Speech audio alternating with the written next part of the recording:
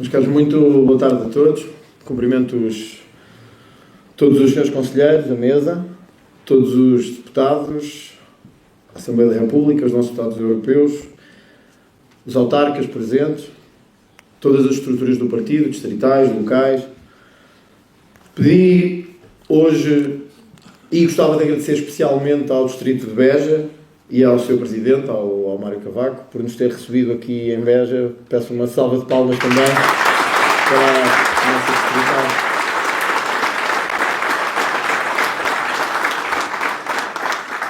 Pedi para fazer esta intervenção prévia, porque penso que o país e o Chega precisam de um caminho que mais do que nunca tem que ser claro e que este Conselho Nacional deve validar. Vivemos, provavelmente, o nosso momento mais desafiante. O momento mais desafiante de toda a nossa história. Aquilo que aconteceu em Portugal é digno, e será um dia digno, dos maiores e dos melhores, ou dos piores, registros históricos do nosso país. Um país chamado às urnas, em março do ano passado, que opta por varrer o Partido Socialista do poder, depois de uma maioria absoluta, depois de vários governos consecutivos do Partido Socialista, e dá uma maioria histórica a dois partidos, ao PSD e ao Chega.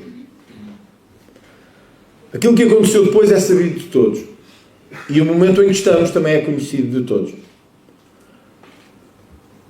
O país perdeu uma oportunidade histórica de fazer mudança. Perdeu uma oportunidade histórica de correr com os vícios socialistas que estavam entranhados no seu corpo e na sua pele. Mas nós ficamos com um troféu moral importante.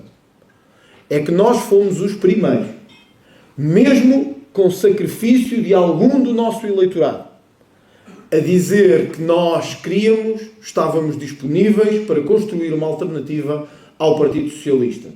Os que disseram não é não. São os mesmos que foram agora ao Parlamento pedir confiança daqueles que espezinharam, daqueles que humilharam e daqueles que não quiseram construir uma maioria.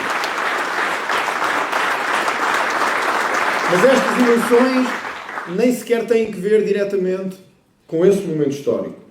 Embora deva ser apontada a responsabilidade a quem, sendo Primeiro-Ministro, não conseguiu, por arrogância, por altivez, construir nenhuma solução de governo. O país não pode, por isso, ficar parado entre a ameaça permanente do regresso do socialismo e um PSD que provavelmente está a caminhar a passos largos para o seu final e quer levar o país todo consigo. Nós temos que deixar claros ao país que não há apenas alternativa do PSD ao PS. Que mesmo quando o PSD mostra já não ser capaz de governar, ou já não querer governar, ou não ter vontade de governar, nós temos que dizer ao país que só há uma outra alternativa, uma alternativa com capacidade, uma alternativa com número de deputados suficiente, uma alternativa com vontade de ser governo. E essa alternativa somos nós. Connosco, pouco importa se não é não ou se sim é sim. Para nós, nestas eleições, há um grande objetivo. Formar um governo de direita em Portugal e acabar com o socialismo, com os vícios do socialismo no nosso país.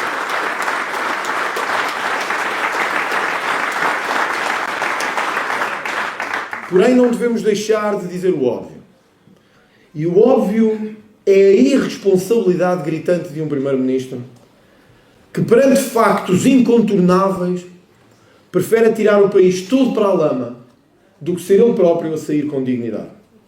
Perante factos que são incontestáveis e incontornáveis, prefere atirar tudo para a confusão, como se pudesse plebiscitar a sua honra e a sua integridade com o único objetivo de se proteger. A atitude de Montenegro não está a ser muito diferente de muitos ditadores sul-americanos que conhecemos, que perante problemas ou de justiça ou de integridade atiram o país para a lama e para a confusão para fazer uma espécie de plebiscito nacional da sua integridade. Pois os portugueses não querem plebiscitos à integridade. Os portugueses queriam que governasse e, se possível, que tivéssemos um primeiro-ministro com integridade e com ética, que já vimos que não temos e não tivemos nos últimos meses em Portugal. É isso que pedem, é isso que queremos, é isso que nós lhes vamos dar.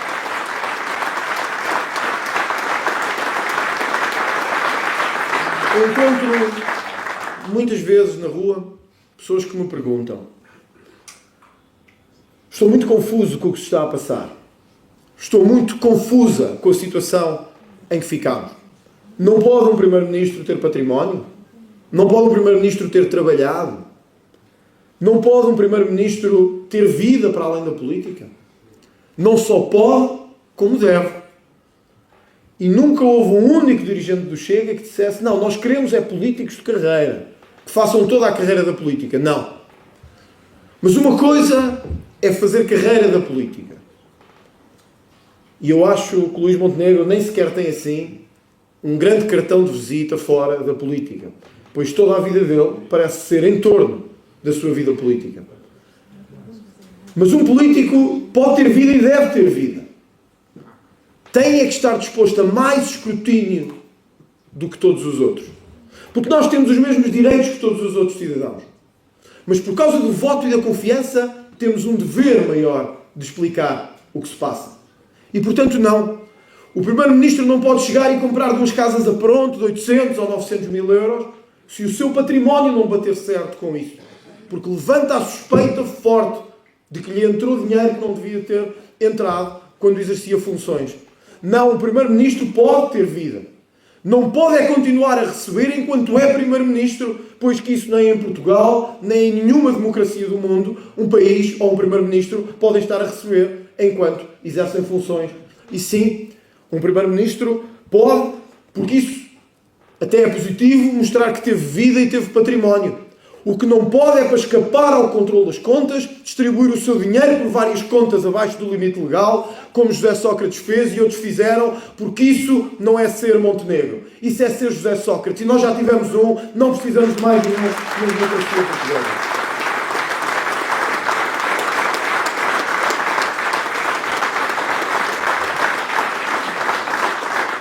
Isto não é novo na nossa democracia. Não é novo. A situação é diferente. Mas isto não é novo. Manuel Pinho era Ministro da Economia do Governo Socialista e estava a receber 15 mil euros por mês do Banco Espírito Santo. Olhámos para isto com espanto. Como é que um Ministro pode estar a soldo do que quer que seja? E infelizmente o que estamos a ver todos os dias com o Primeiro-Ministro assemelha-se cada vez mais ao que vimos no passado com outros dirigentes socialistas. Não, a história não é igual. Não, a história não é a mesma. É evidente que não. À mãe substitui-se um amigo ou um primo. Aos familiares mais diretos substituem-se outros. A umas empresas substituem-se outras. Mas fica no ar a mesma dúvida.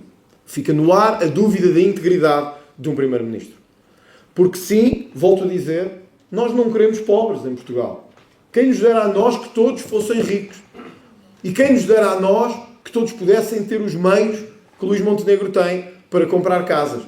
Eu compreendo que muitos que estejam a ver, muitos que não conseguem pagar a sua casa ao final do mês, muitos que não conseguem juntar dinheiro para pagar a sua habitação, estejam estupefactos com o que estão a ver. Porque, na verdade, tínhamos um primeiro-ministro multimilionário e não sabíamos. A questão é que podíamos não saber porque não saber. Mas isto levanta as maiores suspeitas de um primeiro-ministro que devia ter estado concentrado na sua função de governar e não em qualquer outra função. E agora percebemos bem porque é que não queriam um Chega no governo. E agora percebemos bem porque é que não queriam um Chega como parceiro. Porque com todas estas irregularidades, com todas estas ilegalidades, com toda esta falta de ética, nós já tínhamos mandado este Primeiro-Ministro dar uma volta se fôssemos parte deste governo.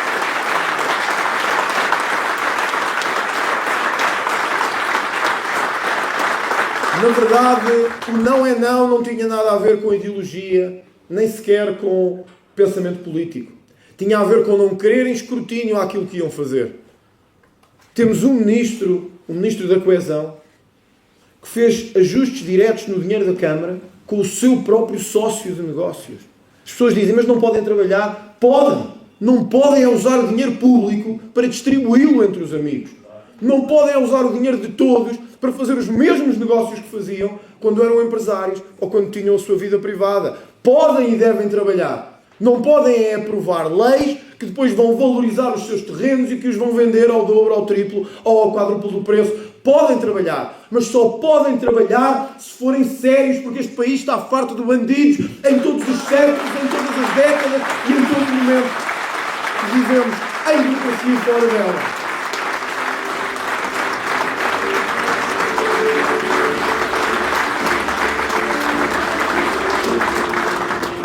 Também encontrei quem me dissesse: este vosso outdoor é muito duro.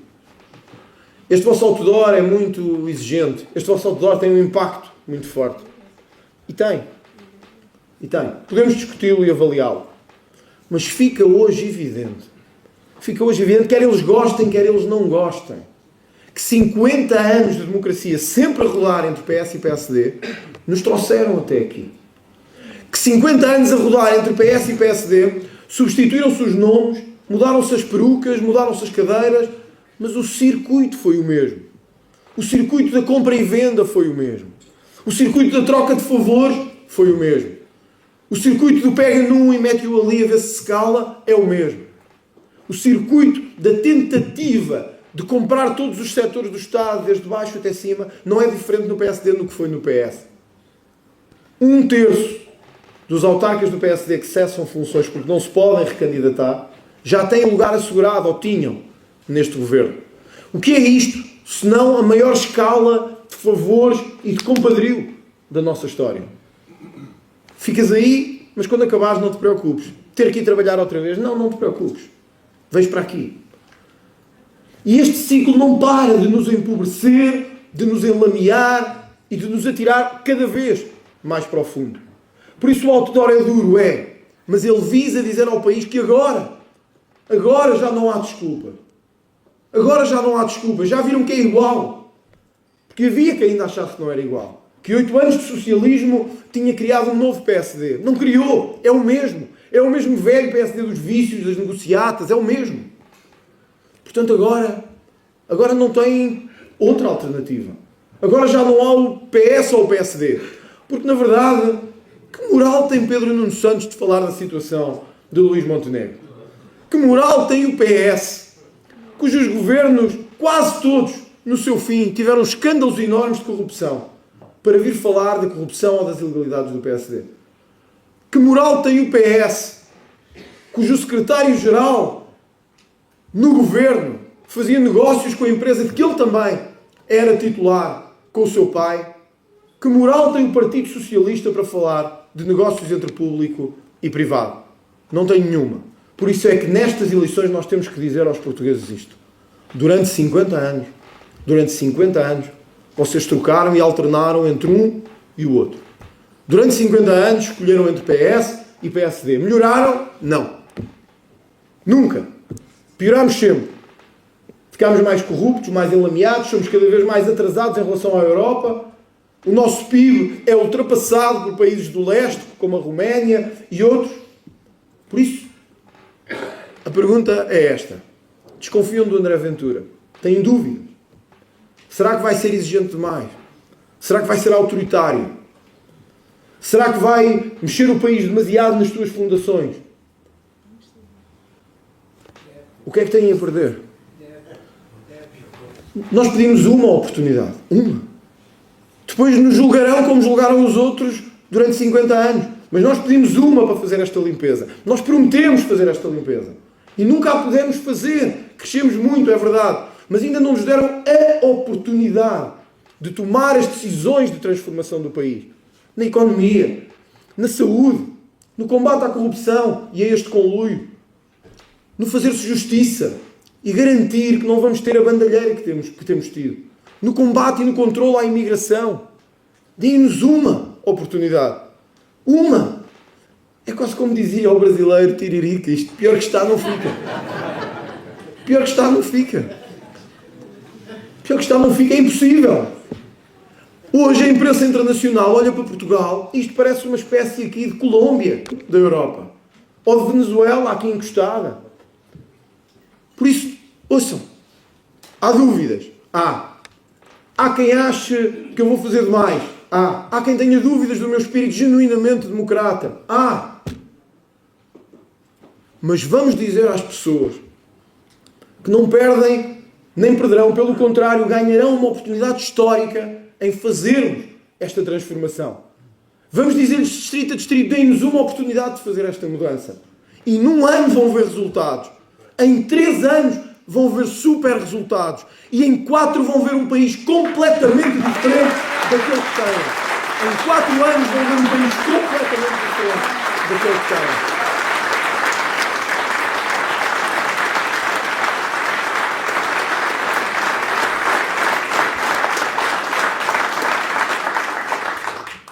Há também quem diga, o Chega também tem os seus casos. O Chega também tem casos. E temos. E por isso estamos aqui e eu nunca me escudei, nem escusei, a falar nunca de nenhum deles. Por isso todos sabem, os que trabalham ao meu lado e os que trabalham mais à distância, que eu nunca virei a cara ao combate, nem a dar a cara quando era preciso dar a cara, a criticar quando era preciso criticar, a expulsar quando era preciso expulsar. Há uma grande diferença entre o Chega e os outros partidos, mesmo nisto. É que, quando nós olhamos para trás na nossa bancada, nós já não temos lá, de facto, o Miguel Arruda. Quando olhamos para a bancada do PSD, nós ainda vemos lá o Miguel Albuquerque, ainda vemos o Pinto Moreira, parte do PSD, e ainda vemos toda a escória da corrupção ligada ao PSD, nos seus quadros, nos seus distritais e nos seus governos. Essa é a grande diferença.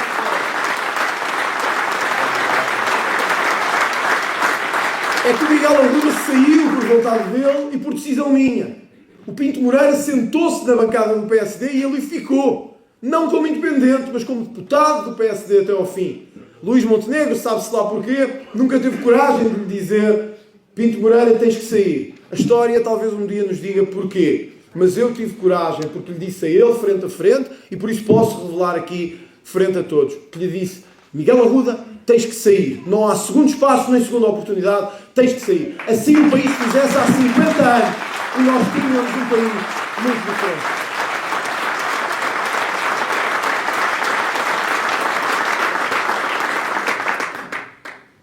E nem sequer foi só os casos e a falta de integridade de Montenegro que nos trazem aqui. Este governo governou mal. Governou mal a distribuir os lugares pelos amigos, é verdade. Governou mal na falta de ética e de transparência do Primeiro-Ministro, que fugiu. Nós lembramos-nos daquelas entrevistas tipo chá com a Maria João Avilés, do Primeiro-Ministro a dar um passeio na entrevista durante 30 minutos, quando tudo era fácil. Quando era fácil apontar o dedo ao Chega e aos problemas dos outros partidos. Quando começou a apertar, o Primeiro-Ministro fugiu. E já não havia entrevistas, nem conversa, nem resposta aos jornalistas. Afinal, veio-se a verificar que o político mais inimigo dos jornalistas, o líder do Chega, era quem falava todos os dias aos jornalistas sem medo, sem nada a esconder e enfrentando-os cara a cara e dando a cara nos momentos fáceis e nos momentos difíceis do partido. Afinal, foi isso que se veio a revelar. Mas o governo governou mal também na própria governação de fundo. Nós não nos esquecemos do que tem acontecido na saúde e a incompetência profunda que temos visto. Os outros queriam impedir as urgências de estarem abertas. Estes criaram o telefonema para as urgências. Mas, na verdade, o problema manteve-se. Os portugueses continuam à espera. Horas, às vezes meses, às vezes anos. Por atos que noutros países da Europa aconteciam em poucos dias. Os portugueses continuam a pagar impostos elevadíssimos para esperar por cirurgias, algumas delas gravíssimas. E continuamos a ter todos os meses ou todos os semestres a notícia de pessoas que morrem à porta dos hospitais por não ter tido esse atendimento. Isto não é governar bem, Sr. Primeiro-Ministro. Isto não é gerir bem a saúde. E repare que nem foi uma questão ideológica. Repare que nem foi a questão de pôr mais privado, menos público, etc. Foi mesmo gerir mal o problema da saúde. Foi mesmo olhar para a saúde e fazer igual ou parecido com o que os outros tinham feito. Demissões nos serviços de urgência praticamente todas as semanas, caos nos principais hospitais, não é governar bem. A imigração, que diziam não vai ser preciso Chega, nós vamos fazer esse controle. Andaram para a frente, para trás, quiseram aliar-se ao PS, quiseram voltar atrás, acabaram com as manifestações de interesses, foi a Cabo Verde dizer que queria uma via verde para os imigrantes entrarem em Portugal, uma via verde, como se nós tivéssemos tido outra coisa que não via verde nos últimos anos para se entrar em Portugal. Basta vir aqui aqui ao distrito de Beja para se perceber a enorme bandalheira de imigração em que este país se tornou. O PSD esteve um ano. Dizem que fizeram alguma coisa, que mudaram alguns processos e alguns procedimentos, dizem que estancaram. Eu não vejo nada. O país não vê nada. Governaram mal naquilo que tinham que dizer. E era tão simples, era olhar para as câmaras, olhos nos olhos, e dizer assim: meus caros, eu vou-vos dizer uma coisa. Se eu for o primeiro-ministro, qualquer imigrante que aqui esteja, que cometa um crime, ganha um voo de passagem para o seu país de origem imediatamente. E quem não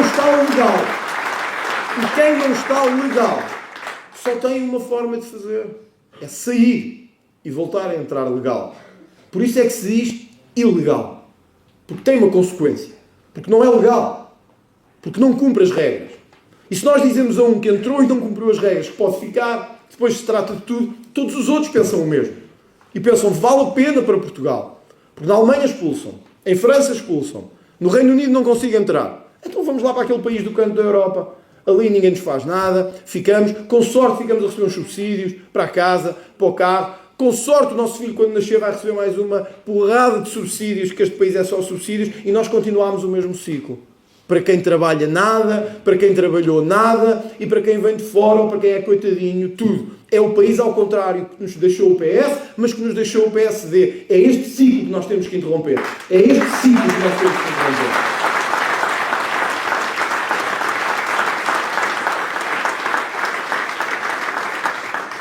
E governou mal quando tinha que se pôr ao lado das forças de segurança ou não.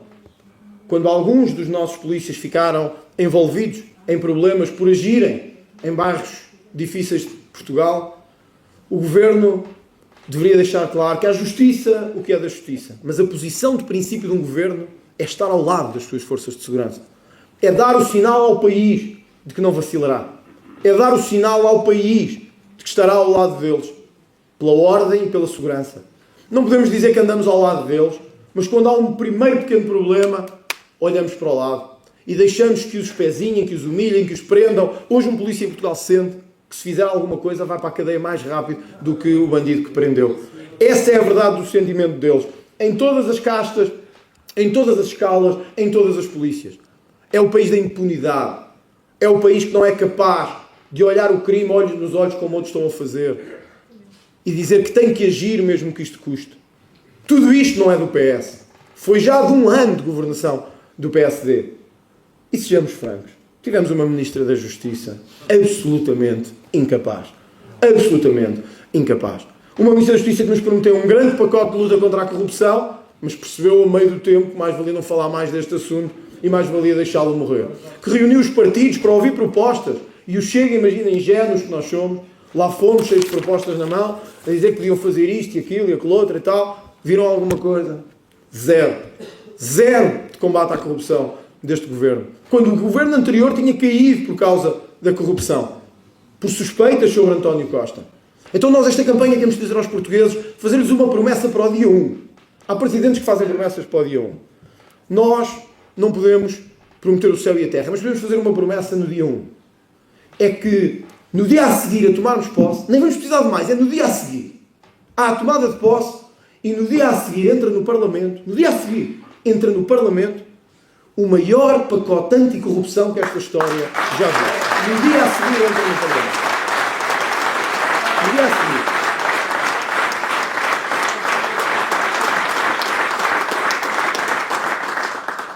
No dia a seguir damos entrada com o maior pacote anticorrupção da história. No dia a seguir vamos enfrentar o problema do enriquecimento ilícito dos políticos de frente. Sem falsos moralismos, sem falsas modéstias. De frente. Os políticos devem ser dignos na sua profissão, no seu trabalho? Devem. Os políticos devem ter dignidade na sua vida? Devem. Mas desculpem, um político não pode chegar a Lisboa com 100 e sair de Lisboa com 3.000. Não pode. Porque está a servir o país. Não se está a servir a ele próprio. E foi por isso. E nós temos que o lembrar nesta campanha eleitoral também. Que quando chegou a hora, que muitos disseram populismo baixo, nós dissemos que não queríamos aumentos de salários dos políticos. Vocês lembram-se que eu andei durante 5 anos a dizer isso, primeiro como deputado único, depois 12 deputados, e dissemos não pode ser. Não é que os políticos ganhem muito bem, é que o país está a ganhar mal. E nós não devemos ter políticos a serem descongelados como eles dizem, quando as pensões, quando há subsídios, quando há apoios à doença e à velhice que continuam congelados há não sei quantos anos. Nós não podemos ter um país de salários tão baixos e os seus políticos a crescerem tanto. Perguntar-me-ão, todos os deputados gostaram? Não. Todos os deputados gostam? Não. E não só os deputados, os autarcas, os deputados regionais? Não. Mas os líderes não estão para agradar nem aos deputados, nem aos autarcas, nem aos líderes. Estão para dizer ao país o que deve ser. Estão para dizer a Portugal o que deve ser.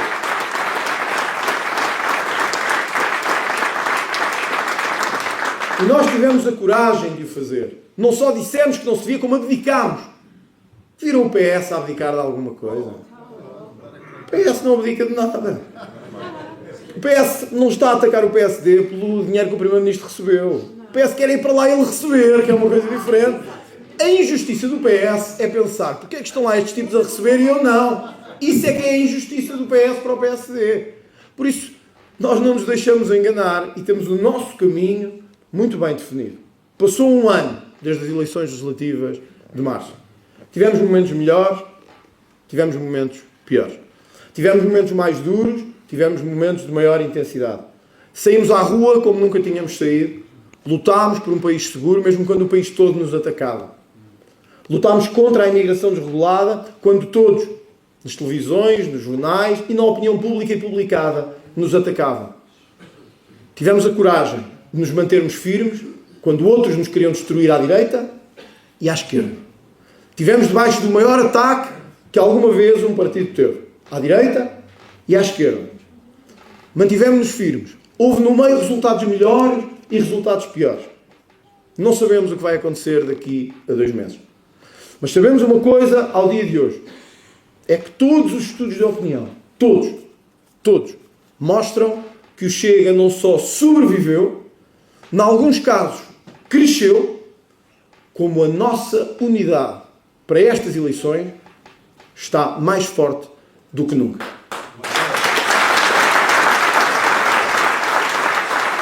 E por isso, não fizemos coligações, chamámos o Presidente da República à sua responsabilidade, não tivemos medo dos poderes instalados. Quando outros nos diziam em público e fora de público, não vais por aí, é perigoso, eles vão dar cabo de vocês. Não vais por aí que é perigoso e eles vão dar cabo de ti. Chamámos o Presidente à sua responsabilidade. Chamámos o Governo à sua responsabilidade. E mesmo quando outros achavam à última hora que com medo de ir a votos ou com qualquer jogada tática nós nos íamos acobardar, nós mostramos a este país, meus amigos, nós mostramos a este país a fibra de que somos feitos. Mostramos a este país a diferença, a força de caráter, a fibra e a falta de medo, que não é a irresponsabilidade, é a falta de medo que sempre nos conduziu, que sempre me conduziu na gestão do trabalho político. E é com este espírito que agora vamos novamente à luta. Já não só com as promessas, mas com o orgulho do nosso trabalho feito ao longo do último ano. Com o orgulho da promessa e da palavra mantida. Com o orgulho e a promessa de termos dito ao que vínhamos e do que fizemos. Com a promessa de não nos aburguesarmos, nem nos tornarmos mais um partido do sistema. Enfrentámos-los nos estúdios de televisão, na rua, no Parlamento. Enfrentámos-los sem medo. E é isso que vamos fazer outra vez no dia 18 de maio. Sem medo, vamos mostrar ao país que aqui estamos, vamos mostrar ao país que queremos ganhar estas eleições e que o nosso objetivo, por muito que lhes custe ouvir isto, é acabar com 50 anos de corrupção em Portugal. É para isso que conto convosco.